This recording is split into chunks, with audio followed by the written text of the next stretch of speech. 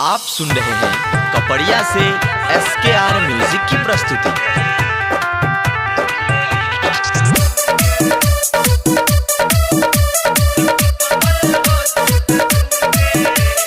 DJ Shankar मां Savitri recording studio. धरती पर भले हो जइबे दूर गे, ऊपर में मिले है जरूर गे। धरती पर भले हो जइबे दूर गे, ऊपर में मिले है जरूर गे। माई बाप के इज्जत के खातिर सुन कोई छिए मजबूर गे। धरती पर भले हो जइबे दूर गे, ऊपर में मिले है जरूर गे।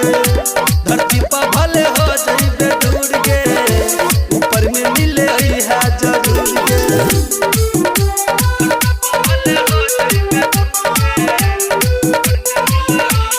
डीजे शंकर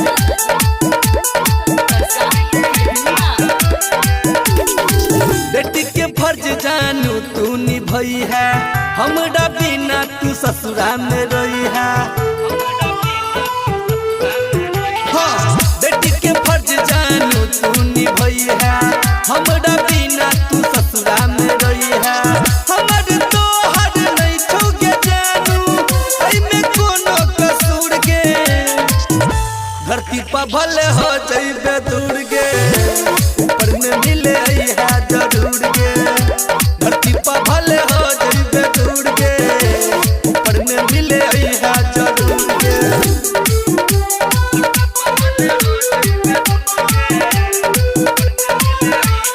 डीजे शंकर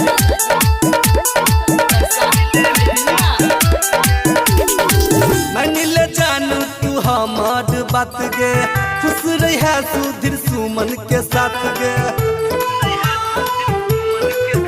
हाँ, मान ले जानू तू हमार बात गे, खुश रहा सुधीर सुमन के साथ गे। मुकेश यादव बिछैरो के तोरा कर तो याद भरपूर गे। धरती पर भले हो जइबे दूर गे, ऊपर में मिले है जरूर गे।